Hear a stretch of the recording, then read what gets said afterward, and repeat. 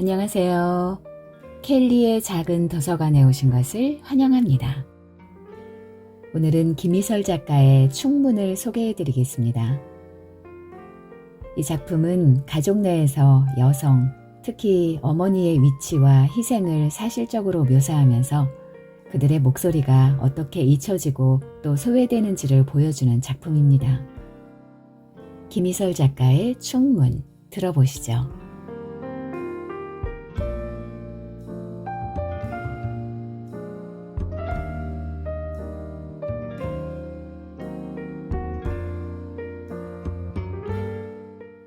핏물을 뺀 양주머리를 양수 냄비에 끓이기 시작했다.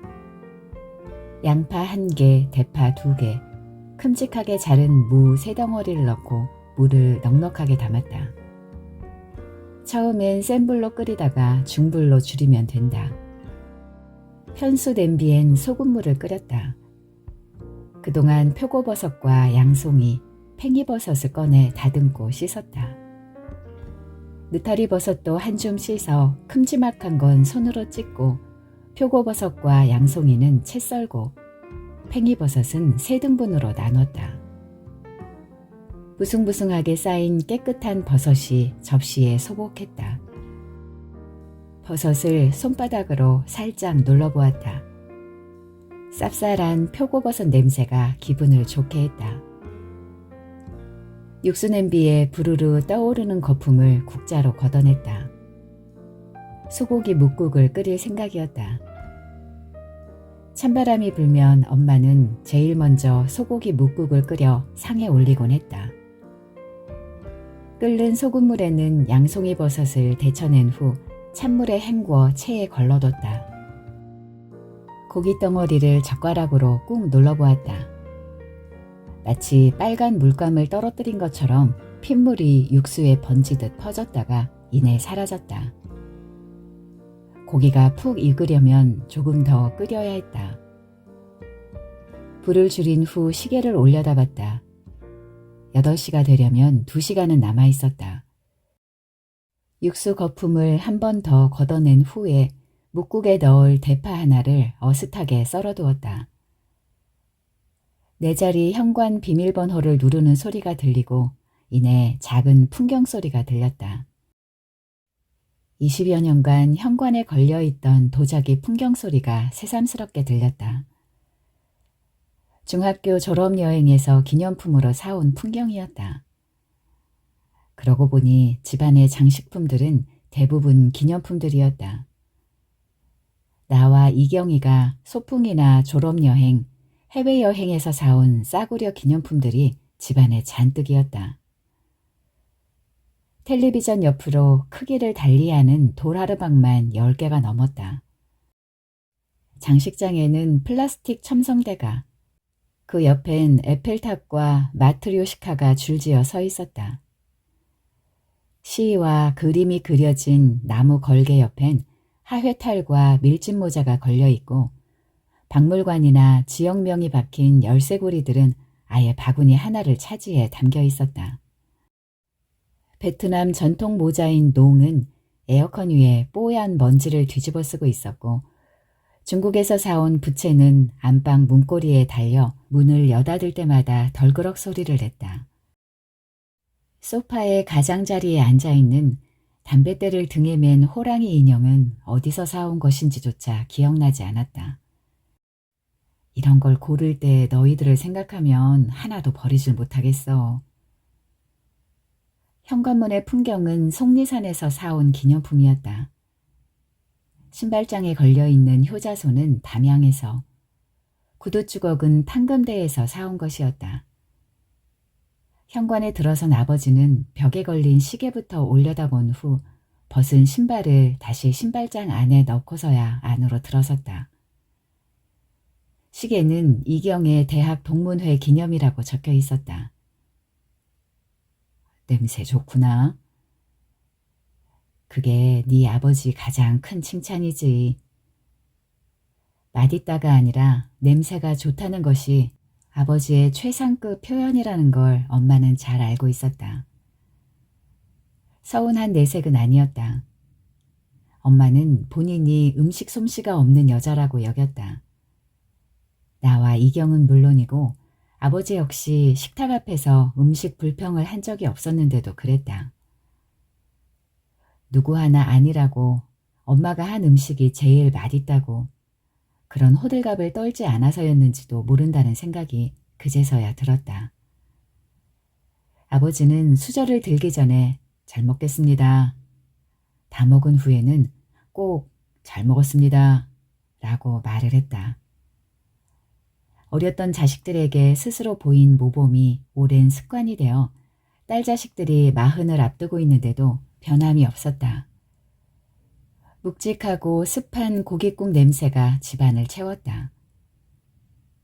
소금물을 끓였던 편수를 찬물에 한번 헹구고 가스레인지 위에 올렸다. 소스를 만들 차례였다.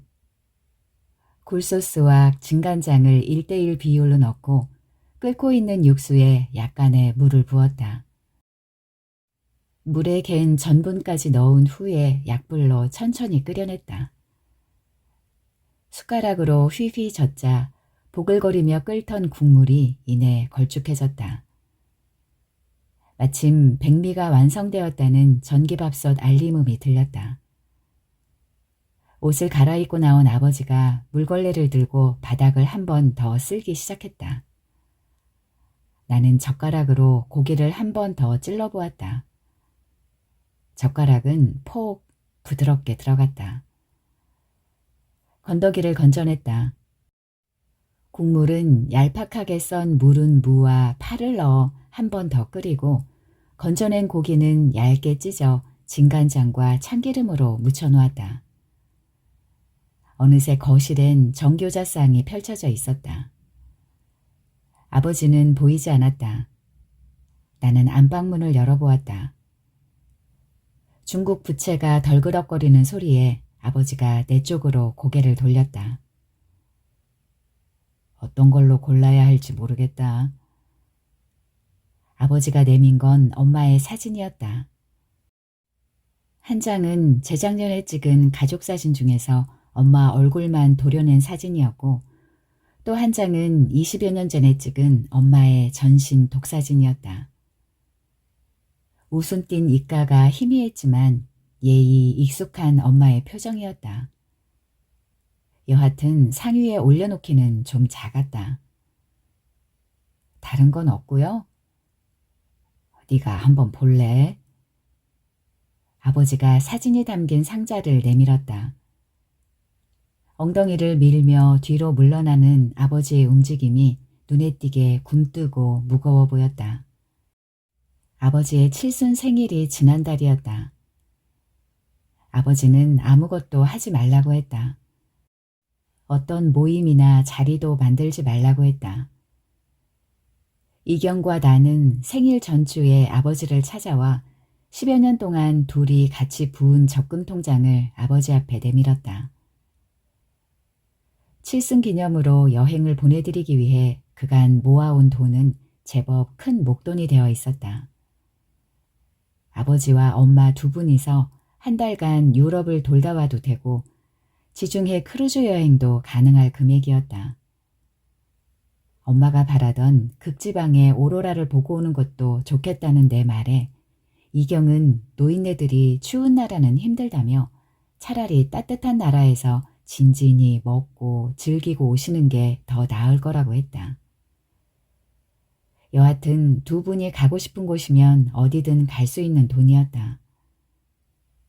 통장의 첫 장부터 맨 마지막 장까지 꼼꼼히 넘겨본 아버지가 힘겹게 입을 뗐다.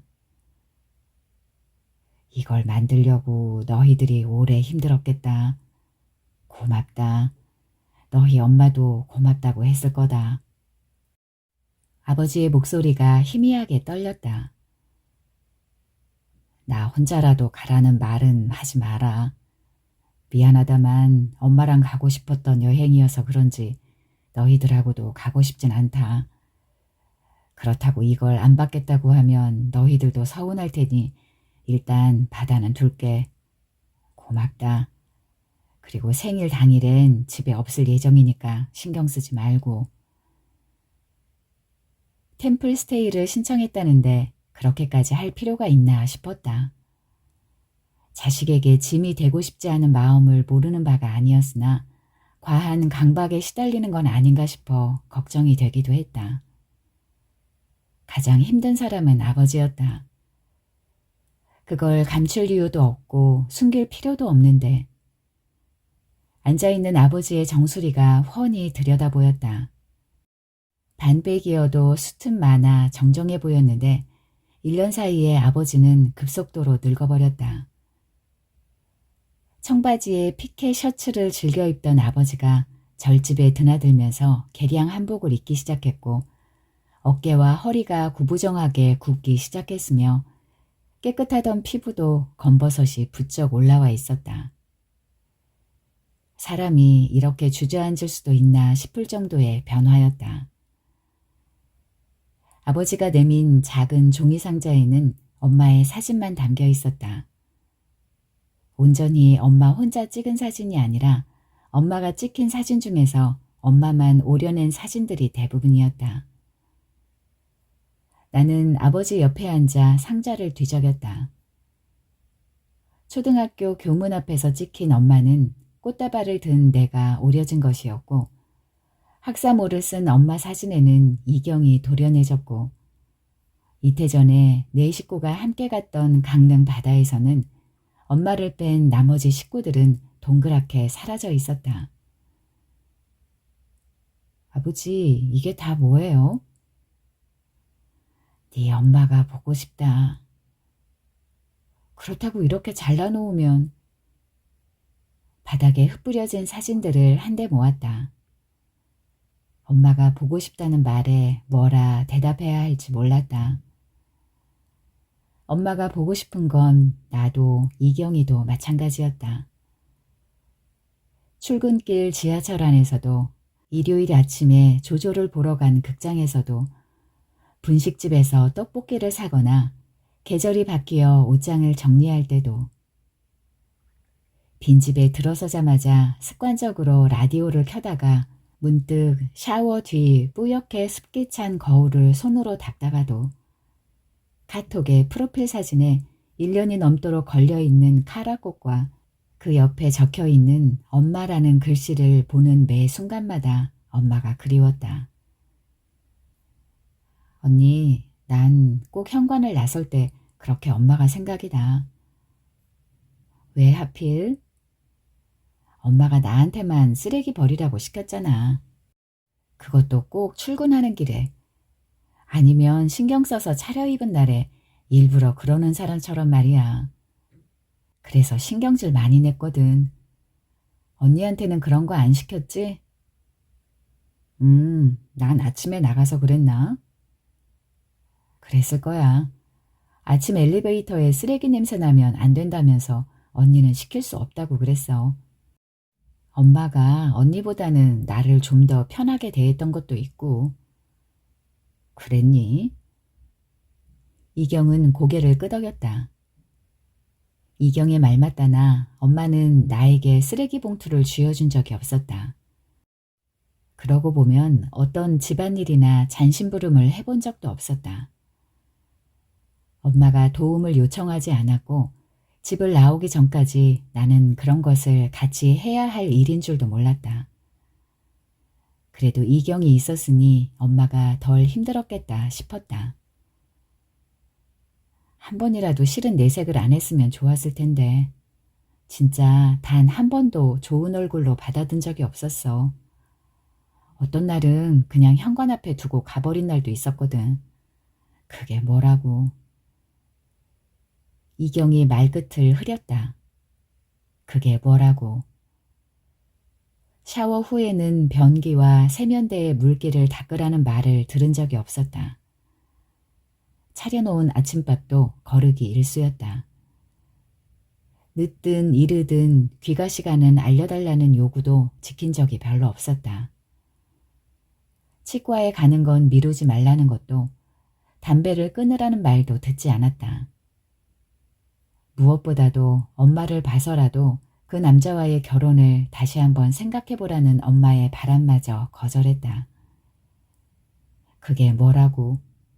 겨우 그것들이 뭐라고? 전화벨이 울렸다. 엄마가 좋아하는 카라를 사오기로 한 이경이었다.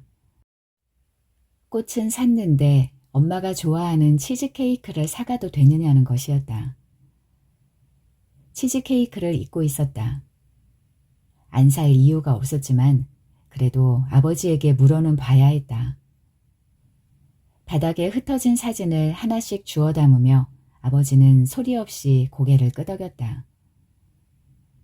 얼핏 처음 보는 엄마 사진이 제법 눈에 띄었다. 부분으로 오리거나 도려낸 사진이 아니라 사각의 프레임 안에 온전히 엄마가 담긴 사진이었다. 아버지, 그 사진 좋은데요? 나는 막 상자에 담긴 사진을 꺼내 아버지 앞으로 내밀었다. 엄마 특유의 눈웃음을 짓느라 보조개가 움푹 들어간 얼굴이었다. 엄마 뒤편에는 한적한 바다가 펼쳐져 있었다. 언제 찍은 사진인지 잘 모르겠는 처음 본 사진 같았다. 모처럼 엄마의 얼굴이 밝은 표정이어서 반가웠다. 다른 남자가 찍은 사진은 쓰고 싶지 않다. 나는 아버지를 물끄러미 바라보았다. 눈빛은 명료하고 사진을 정리하는 손길이 무디진 않았다.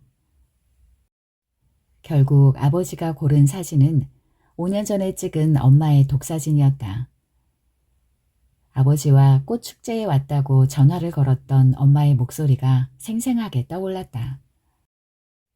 꽃밭 가운데 서 있었지만 단발 파마에 놀란 고양이처럼 눈을 동그랗게 뜨고 정면을 쳐다보는 엄마의 얼굴엔 어쩐지 웃음기가 없었다. 교자상 가운데 엄마의 사진을 두었다. 이경이 꽃을 정리하는 동안 나는 그릇을 꺼내 마른 행주로 닦았다. 언니 봐봐. 이경이 나를 불렀다. 사진 양옆엔 초와 꽃병을 두었다. 엄마가 좋아하던 향이 없는 새하얀 소이 캔들을 켜두고 그 앞에 치즈케이크를 두었다. 꽃병엔 블랙카라도 섞여 있어 흰색과 짙은 보랏빛이 조화를 이뤄 한층 더 우아했다. 아버지는 김치냉장고에서 녹두전을 꺼냈다. 아버지가 손수 녹두를 불리고 간 뒤 김치와 돼지고기, 숙주를 넣어 부친 전이었다. 탄 부분이 하나 없이 모양도 제법 동그랬다. 하는 김에 육전이랑 동태전도 했다. 너희들이랑 상의한 건 아닌데 첫 번째라는 게 좀 걸렸다. 그래도 고기랑 생선은 있어야 하지 않나 해서. 잘하셨어요. 근데 올해 했다고 내년에도 해야 한다고 생각하지 마시고 우리 얘기했잖아. 누구든지 부담되는 건 하지 말자고. 아버지가 고개를 끄덕이며 직접 녹두전을 팬에 데웠다. 이경은 과일을 씻고 물기를 닦아 접시에 담았다. 밤, 대추, 감은 한 접시에 조금씩 나눠 담고 엄마가 좋아했던 무화과와 청포도만 각각의 접시에 따로 담았다. 동태전과 육전은 한 접시에, 녹두전은 따로 한 접시로 놓았다. 웍에 기름을 두르고 준비해 두었던 버섯을 한 대 넣어 볶았다. 소스를 약불로 데우는 동안 볶는 버섯에 소금과 후추를 뿌렸다. 맛을 보니 영 심심했지만 엄마라면 됐다고 할 맛이었다. 엄마 음식이 맛이 없었던 건 대체로 간이 부족했기 때문이었다. 밥공기와 주걱을 든 댁에 아버지가 한 번 더 주의를 줬다. 밥은 이지 마라. 나는 고개를 끄덕이곤 밥솥에서 젖지 않은 밥을 한 주걱 그대로 떠서 밥그릇에 수북이 담았다. 버섯 덮밥으로 쓸 밥은 입이 넓은 그릇에 얇고 넓게 담았다. 그 사이 이경은 맥주잔과 와인잔을 꺼내 상위에 두었고 원두 커피를 내렸다. 아버지는 맥주와 와인을 꺼내 들었고 나는 넓게 편 밥 위에 볶은 버섯을 올리고 소스를 뿌렸다.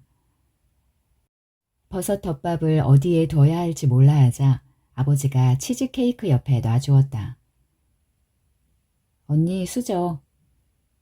매와 갱도 가져오고. 아버지는 밥과 국을 굳이 매와 갱이라고 표현하고 있었다. 나는 뭉근히 끓고 있던 국에 불을 껐다. 국을 담고 양념에 묻혀놓은 소고기를 올려 상으로 가져갔다. 이경이 커피를 따른 잔과 치즈를 가지고 와서 상 위에 올렸다. 이제 준비한 건 다 차린 것 같았다. 이경과 나, 그리고 아버지가 약속을 한 한 가지 원칙이 있었다. 엄마가 좋아한 것이나 자신과 엄마와의 관계에서 소중한 기억이 깃든 음식을 차릴 것. 물론 남은 식구 셋이 모두 공평하게 일을 하는 것도 중요한 합의사항이었다. 이경은 커피와 와인, 치즈를 준비하겠다고 했다. 엄마가 좋아한 것이었다는데 의아했지만 내가 집을 떠난 건 어느새 5년 전이었다.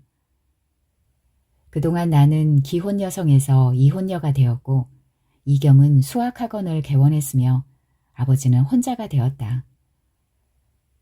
엄마가 와인과 치즈를 즐기게 된 건 내가 이혼을 한 뒤부터라고 했다. 믹스커피를 끊고 직접 원두를 갈아 핸드드립으로 마시기 시작한 것도 비슷한 무렵이라 했다. 엄마도 나름의 적응기가 필요했을 것이다. 내가 다시 담배를 피운 것처럼, 내가 어떻게든 사람들과 어울리지 않으려고 했던 것처럼, 새벽 수영을 다니고 건강검진을 받고 치과 치료를 시작하고 야간 대학원에 등록을 한 것처럼. 그러나 엄마는 정작 내 앞에서는 의연했다. 오히려 마치 예상이라도 했던 사람처럼 보일 정도였다. 고생했다. 이제 너만 생각해. 엄마 걱정은 말고.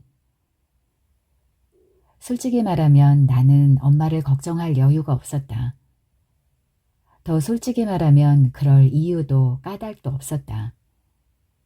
이것이 이혼의 이유가 될 수 있을까를 고민하는 첫 순간부터 끔찍한 싸움을 반복하고 결국 이혼으로 결론을 내기까지 세상에서 가장 길고 지루한 시간처럼 여겨졌다. 그러나 살던 집에서 세간을 나눠 새로운 거처를 마련하기까지 반년밖에 걸리지 않았다. 그 사이 엄마는 이경에게 와인 마시는 법을 배우고 핸드드립에 취미를 붙였다는 것에 이질감을 느꼈지만 이해가 안 되는 것도 아니었다. 아버지가 녹두전을 하겠다고 했을 때 나와 이경은 고개를 끄덕였다. 그럴 거라고 생각했다. 엄마가 녹두를 사러 나선 길이었기 때문이었다. 그날 내가 왜 그걸 해먹자고 했을까? 나와 이경은 아버지의 한탄을 물리도록 들어왔던 탓이었다.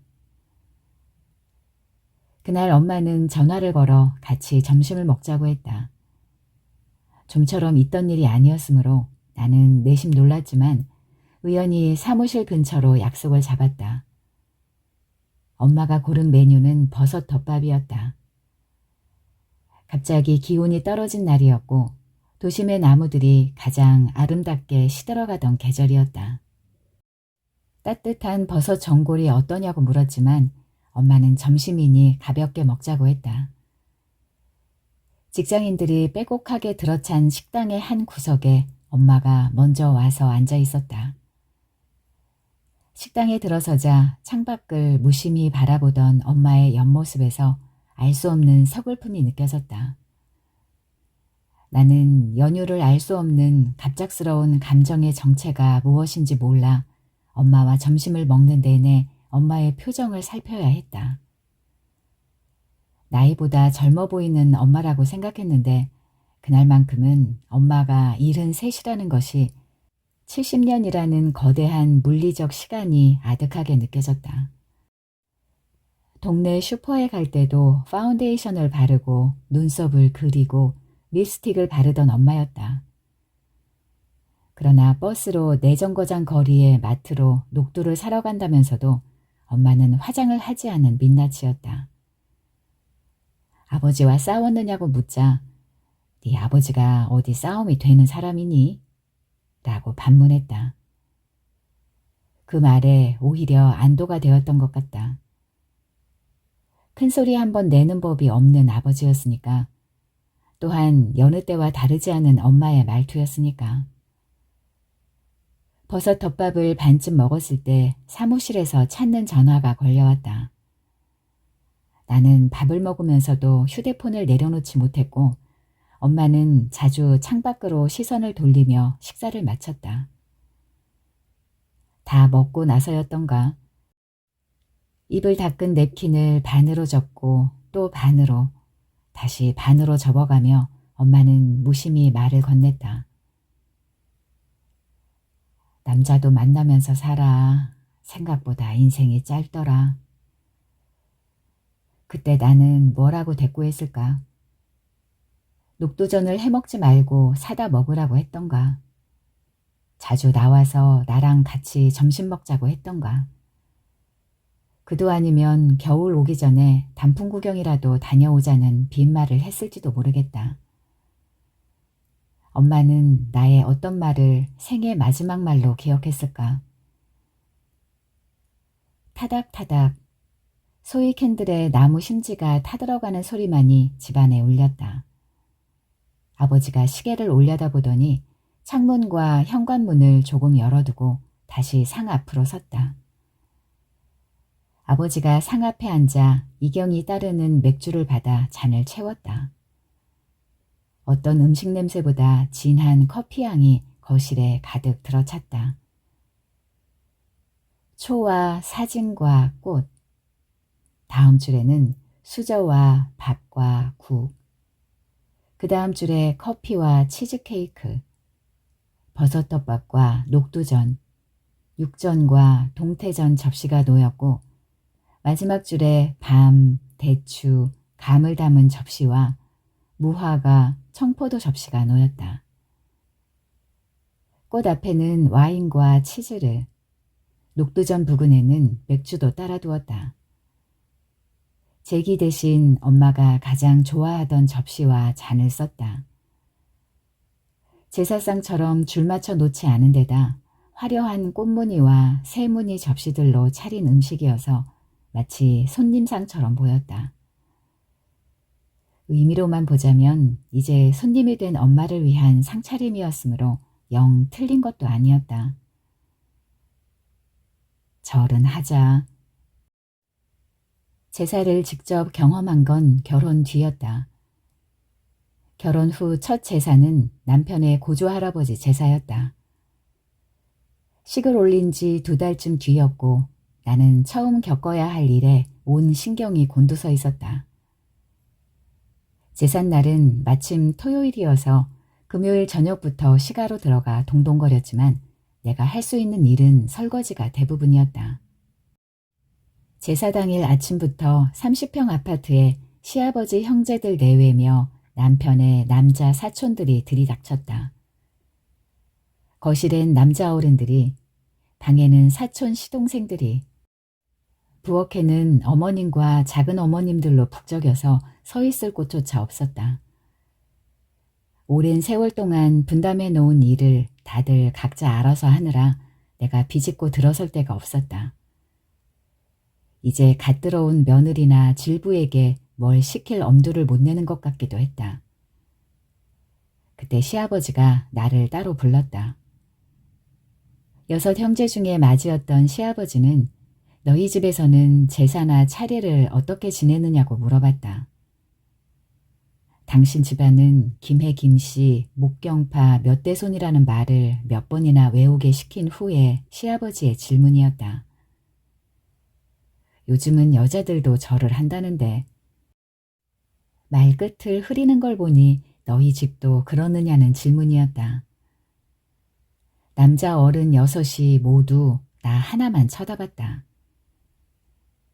잤었는지 머리 한쪽이 심하게 눌린 남편이 방문을 조심스레 열었다. 나와 눈이 마주친 남편은 어서 대답하라고 눈빛으로 재촉했다. 제사는 고사하고 친가에 가본 적도 없다는 걸 밝힐 엄두가 나지 않았다. 배다른 형제들 사이에서 눈칫밥을 먹고 자란 아버지의 가족력을 들추고 싶지도 않았다. 저희는 여자들은 아예 쳐다보지도 못하게 해서 늘 건너방에 있었습니다. 그 말에 시아버지가 호탕하게 웃었다. 아주 마음에 든 답변이었다는 것을 숨기지 못한 반응이었다. 이어 사돈댁이 아주 엄격한 집안인 모양이라며 사돈어른이 점잖으시더니 하며 자기 형제들에게 자랑스럽다는 듯이 호응을 이끌었다.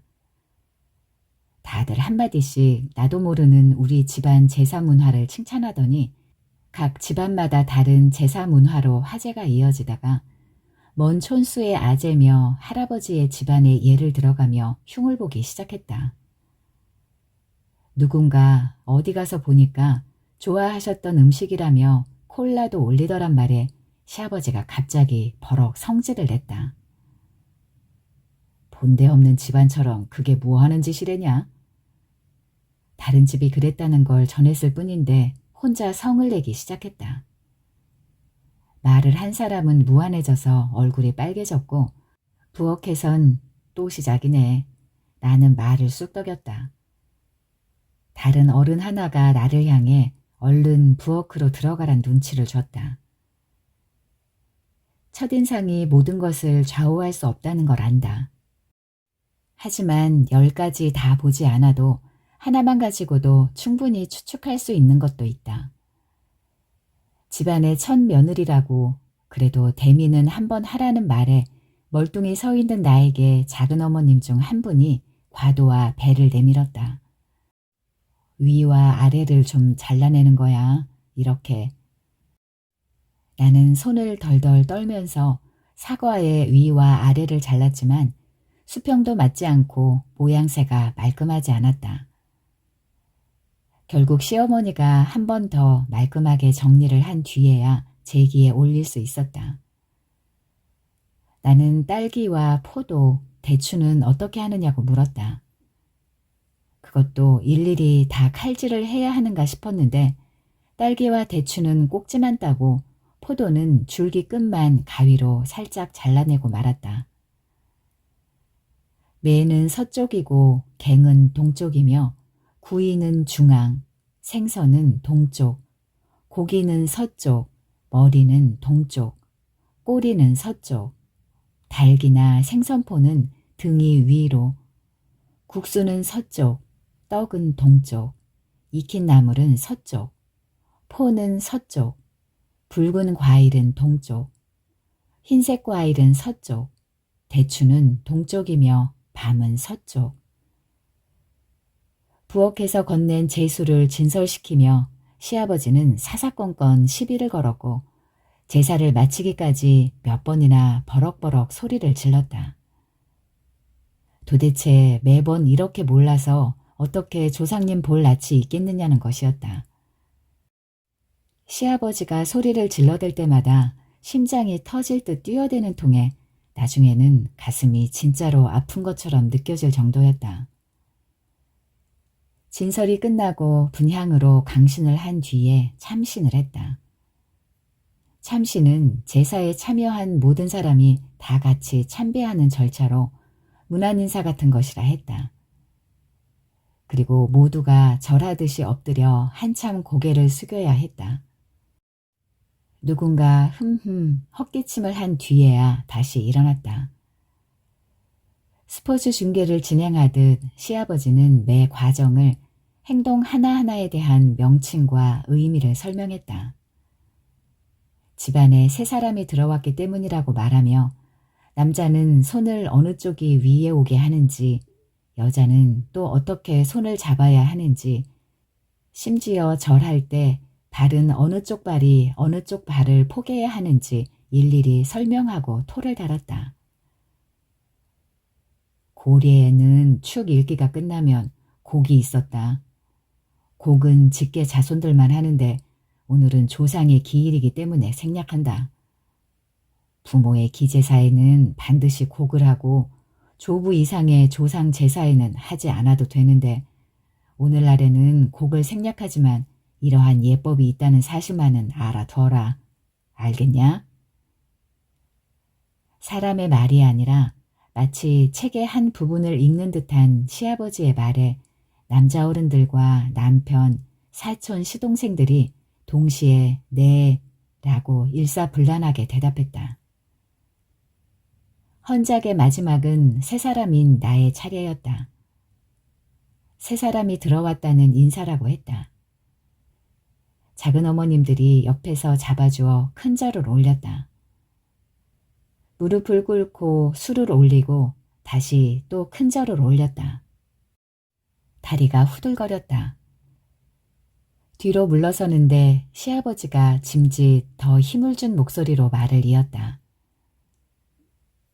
사돈네는 더 엄격한 집안이어서 여자는 제사에 참여하지 않는다는데 그래도 우리 집안은 조상에 대한 이해를 차리는 데에는 남녀 구분이 무슨 필요인가 싶어서 여자들도 다 같이 절하고 헌작하게끔 한다. 며느라기는 이제 우리 집안 예를 따라라. 네. 나는 기어들어가는 목소리로 대답을 하고 여자 어른들의 맨 뒤로 숨었다. 뭔가 잘못된 시작이라는 걸 알았다. 집안 좋아하는 집치고 잘 돌아가는 걸 본 적이 없다고 했던 엄마의 말이 떠올랐다.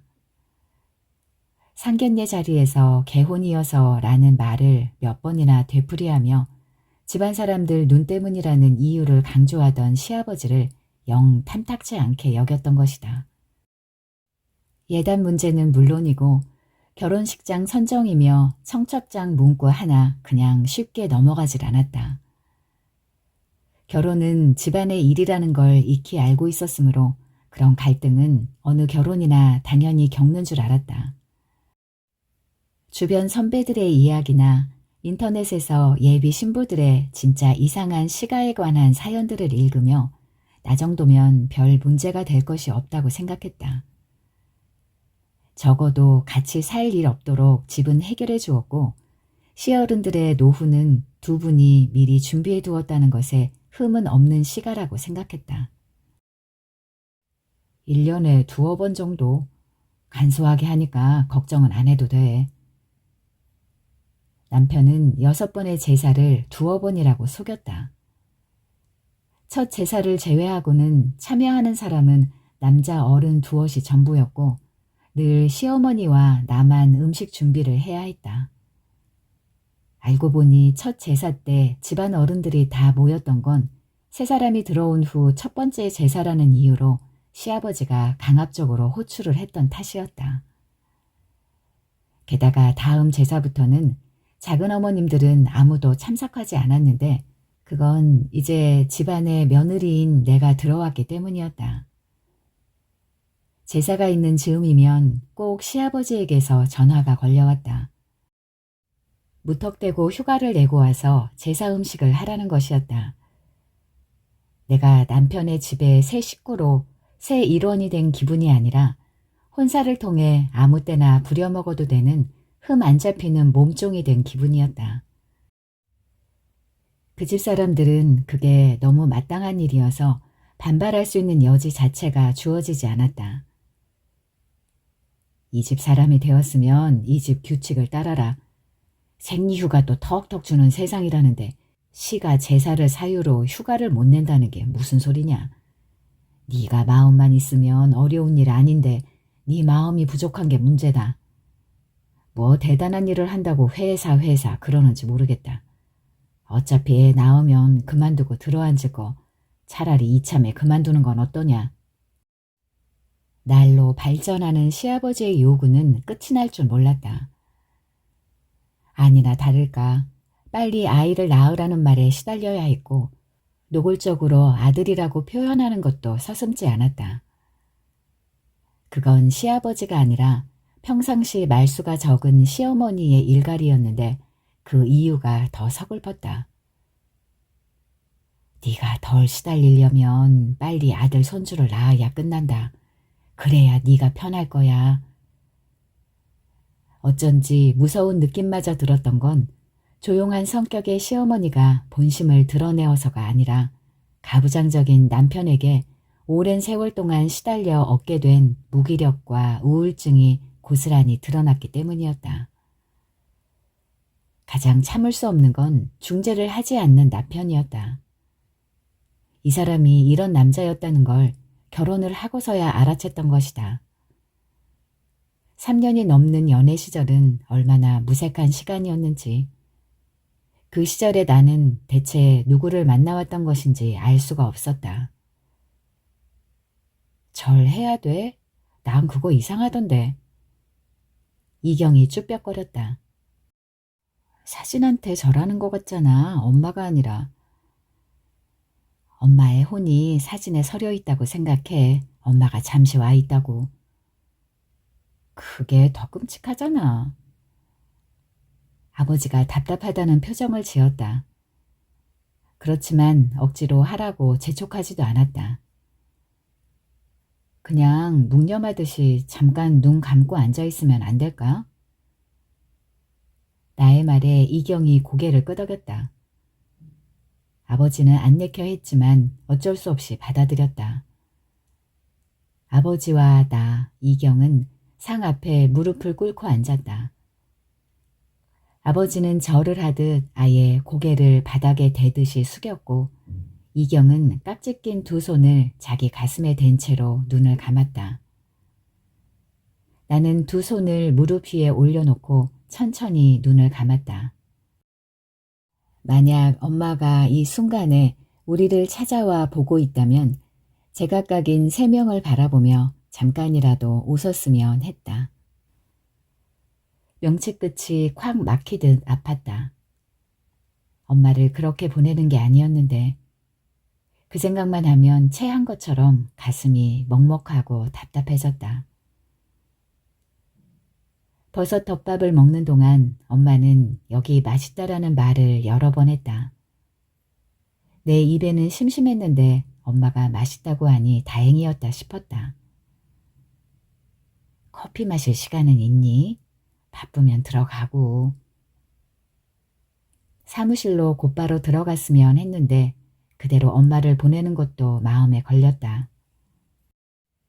주저하는 사이 엄마가 앞장서가며 테이크아웃 하면 될 거 아니냐 했다. 성큼성큼 걸어가는 엄마의 뒷모습에 아직은 정정하구나 싶었다. 아버지 칠순 여행도 무리 없겠다는 생각도 했을 것이다. 말 수 없는 아버지와 사느라 일생이 심심했다던 엄마였다.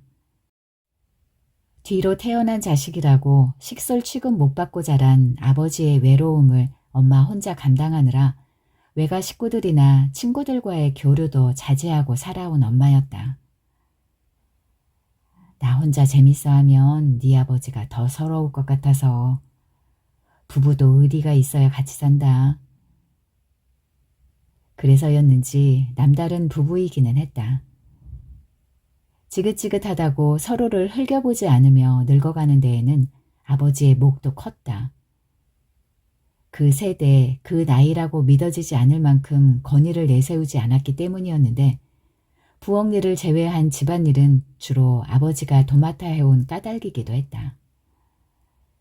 누구든 할 수 있는 사람이 하면 된다는 것이 늘 아버지가 해오던 말이기도 했다.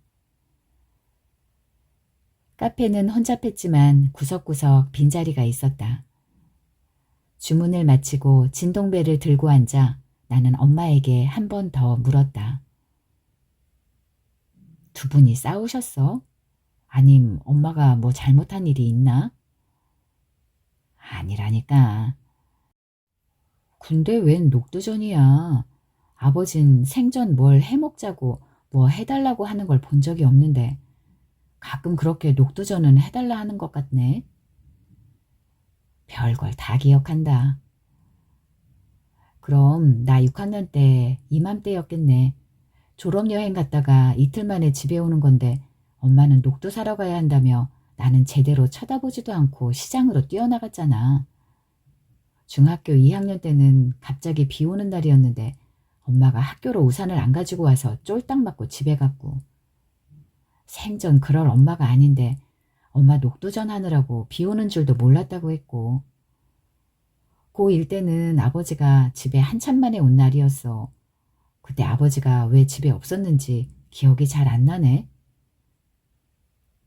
진동벨이 울렸고 나는 카푸치노와 아메리카노를 들고 엄마에게 다시 돌아왔다.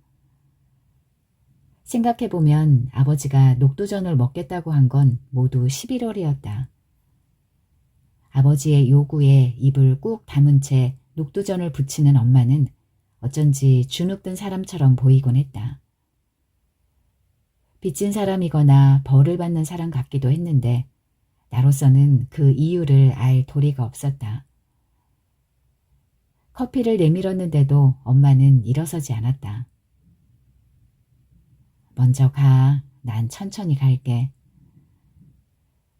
카푸치노를 받아든 엄마가 창문 밖을 고즈넉하게 바라보았다. 녹두를 사러 마트에만 가기에는 아까울 정도로 맑은 날씨였다.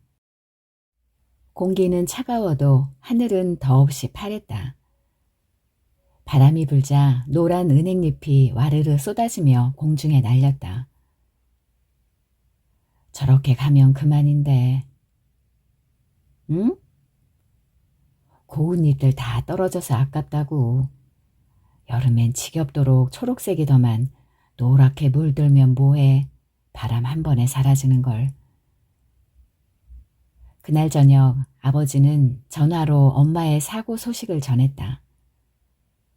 마트 앞 사거리에서 우회전하는 트럭에 깔렸다고, 바퀴에 말려 들어가고 말았다고. 응급실에 도착하기 전에 숨이 끊겼으나 담당 의인은 나와 이경이 도착할 때까지 기다렸다 사망 선고를 내렸다. 2016년 11월 7일 월요일 19시 43분, 음력 10월 8일이었으며 입동이었다. 제사를 마치고 제수와 제주를 먹는 일을 음복이라고 한다. 음덕을 입어 자손들이 잘 살게 해달라는 뜻이며 제사에 참석한 가족들이 모여서 같은 음식을 나누어 먹는 것으로 가족의 일체감을 돈독하게 하는 일이다. 시아버지의 입으로 내뱉는 가족의 일체감이라는 말에 나는 헛웃음도 나오지 않았다. 하루 종일 부엌에서 기름 냄새에 찌들어 있던 터에 밥톨 하나 입에 넣기 싫을 뿐이었다. 다리는 욱신거렸고 허리는 펴지지 않았으며 머리는 진작부터 지끈거렸다. 고작 제사 때문에 헤어지자는 거야? 남편은 어이가 없다는 듯이 쳐다봤다. 그렇게밖에 생각하지 못하는 너여서 헤어지자는 걸 남편은 평생 이해하지 못할 것이었다. 생전 본 적도 없는 남편의 조상을 위해, 심지어 저희들도 본 적이 없는 존재를 먹이기 위한다는 명분으로 산 사람들이 다 먹지도 못할 만큼의 많은 음식을 꾸역꾸역 해대는 일이 얼마나 시대착오적인지, 집안의 세 식구라는 나를 너희 집 대소사에 필요한 일을 하는 사람으로 취급하는 것이 얼마나 무례한 것인지도 수긍하지 않았다. 1년에 6번이 많아서가 아니었다. 나와 합의가 되지 않은 사항이 너와 결혼을 했다는 이유로 당연한 의무가 돼버렸다는 사실에 분노하는 것을 남편은 전혀 납득하지 못했다. 합리와 불합리는 악습의 허울에 어울리지 않는 잣대였다.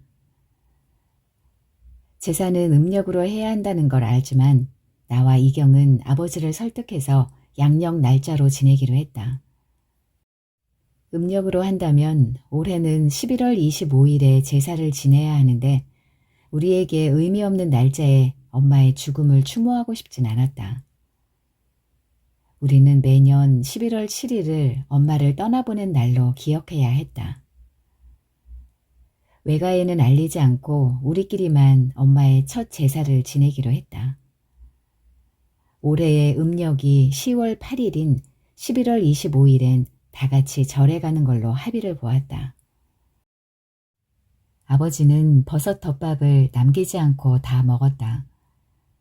엄마의 마지막 식사였던, 엄마와 마지막을 보냈던 그 식당에서 직접 조리법을 알아왔다는 건 말하지 않았다. 특별할 것도 없는 조리법이었으나 나는 꼭 그날의 맛을 담은 음식을 차리고 싶었다. 이경이 준비한 치즈케이크도 치즈향이 강한 데다 유난히 부드러웠는데 역시나 엄마가 제일 맛있다고 말했던 빵집에서 사온 것이라 했다. 아버지의 녹두전 맛도 괜찮았다. 아버지와 엄마에게 부여된 녹두전의 의미야 알 수 없지만 엄마가 해주었던 것처럼 포실한 질감이 그대로였다. 음덕이란 남모르게 좋은 일을 하거나 숨어서 베푸는 은덕이라고 했다. 공짜 덕을 원하고 싶진 않았다. 다만 우린 서로가 준비한 음식을 나눠 먹으며 조용히 엄마에 대한 이야기를 나누고 싶었다. 그런 자리가 마련된 것만으로도 의식은 충분한 의미를 가진다고 믿었다. 나는 엄마한테 못했던 것만 생각이 나. 그래서 엄마가 찡그린 얼굴이나 화난 얼굴만 자꾸 떠오르고 엄마 웃는 모습이 기억이 잘 안 나. 나만 그런 거야? 아님 다들 그래? 이경이 묵국에 팔을 곤란하며 중얼거렸다. 난 그날 엄마가 입은 옷, 그 가디건, 그거 내가 첫 월급으로 사줬던 옷이었어. 하필이면 그 낡고 얇은 걸 입고 와서는 마지막 기억으로 남기게 했는지 몰라. 사실은 그래서 나는 엄마가 원망스러워. 가디건 때문인지 허망하게 가버린 것 때문인지 구분이 잘 안 되지만 우리 셋 중에서 엄마를 마지막으로 본 게 언니였다는 사실이 나는 가끔 화가 나기도 해. 그게 왜 내가 아니고 언니인가 해서. 사실 그건 지금도 여전한 마음이지만 알아. 언니 탓이 아니라는 거. 그냥 그렇다는 거야. 그렇게 따지면 난 아버지가 아니에요. 그게 왜 아버지 탓이겠어요. 내가 엄마랑 10분만 더 같이 있었어도. 그렇게 하나하나 따지다 보면 결국 엄마의 명이 거기까지였다는 결론밖에는 나지 않았다. 명의 운이 거기까지였다면 꼭 트럭이 아니었어도, 꼭 그 사거리가 아니었어도, 꼭 그 시간이 아니었어도 엄마는 지금 여기에 없을 수밖에 없었다. 나는 와인을 한 모금 마셨다. 스파클링 와인이 너무 맛있어서 이렇게 맛있어도 되는 것인지 마치 불손한 생각을 해버린 것 같은 기분이 들었다. 아버지가 좀처럼 입을 떼지 않았다. 나와 이경이도 말이 자꾸 끊겼다. 지난 1년간 세 사람은 계속 처음 겪는 일들 속에 놓여 있어야 했다. 슬퍼하는데 슬프지 않은 것 같고 슬픈데도 슬프다고 표현할 수 없는 낯선 감정에 휩싸이기도 해서 자주 심한 피로감을 느끼곤 했다. 저마다 지쳐 있었는데 그걸 밝히지도 인정하지도 못했다. 그런 복잡한 감정을 겉으로 드러내지 않으려고 애쓰다 보니 서로 말수가 줄어들 수밖에 없었다. 이걸 아직도 안 버리고 있었네. 이경이 가리킨 건 장식장 구석에 꽂혀있는 엽서였다. 이경과 내가 처음으로 함께 떠났던 교토 이노사키 온천에서 쓴 벚꽃이 흐드러지게 핀 아타고 다리 사진 엽서였다. 너희 엄마가 안 버린 게 어디 그것뿐인 줄 아니? 다 있지, 전부 다. 나는 집안을 둘러보았다. 떠났다 돌아오는 식구들이 들고 온 추억을 기념하는 물건들이 곳곳에 숨어있듯 제자리를 차지하고 있었다. 기념품은 과거를 기억하게 했고 기억은 여전히 흐르는 시간을 절감하게 했다. 달라진 게 하나도 없는 거실이 엄마의 물건들이 고스란히 남아있는 안방과 부엌이 엄마의 부재를 더욱 선명하게 드러내는 것 같았다. 그래서일까? 유품 정리는 아버지 혼자 알아서 하겠다고 했는데 엄두를 못 내는지 1년 전과 달라진 건 하나도 없었다. 엄마 물건들 정리하는 거 힘드시면 같이 해요. 아직 때가 안 돼서 못하는 거지. 나 혼자 할 일이다, 그건. 아버지의 목소리는 어쩐지 완강했다. 참, 아까 사진 얘기는 뭐예요? 아버지가 앞에 놓인 맥주잔을 매만지며 골몰했다. 무슨 사진? 이경이 되물었다. 나는 아직 너희 엄마가 죽었다는 것이 믿어지질 않아. 그러니까 아버지는 한참 망설이더니 천천히 말을 이었다. 죽었어도 부모 자식 간에 예의라는 게 있다고 생각해. 기억하고 싶은 것만 기억하고 살자. 요즘은 모든 걸 다 알게 되는 것이 의미 있는 건 아닐지도 모른다는 생각이 들더라. 모르면 모르는 대로 아는 만큼만 믿자. 그 말은 우리는 아직 준비가 안 된 것 같다는 뜻이기도 했다. 그건 사실이었다. 보험이나 연금, 거래하던 통장을 정리하는 일이 엄마의 죽음을 기정사실로 받아들이는 절차가 되어버렸다. 그립다는 이유로 엄마의 스카프, 가방이나 신발 하나라도 이경과 나눠 가질 수 없는 것도 그런 의미와 맞닿아 있었다. 아버지와 이경, 나 역시도 여전히 엄마의 부재를 받아들이지 않고 있었다. 아니, 벌써 받아들여도 되는 것일까? 라는 마음과 이젠 그만 받아들여야 하지 않을까라는 의문 속에서 헤매고 있다는 생각이 들었다. 엄마가 없다는 사실 앞에서 엄마의 죽음을 인정하기를 언제까지 미룰 수 있을까? 첫 번째 기일이면 가능하지 않을까 싶었던 나는 아직 시간이 더 필요한 일이라는 걸 깨달았다. 아버지나 나나 이경이 다 다른 이미지로 엄마를 기억하듯 엄마를 잊을 수 있다고 받아들이는 시간도 다를 것이었다. 미지근해진 맥주를 한숨에 다 마신 아버지는 잘 먹었습니다 라고 말한 뒤 이제 그만 치우자며 먼저 일어섰다. 엄마 사진과 초, 꽃만 남겨둔 교자상 앞에서 이경이 한참 서 있더니 사진을 찍자고 했다. 아까 상 잘 차려져 있을 때 찍었어야지.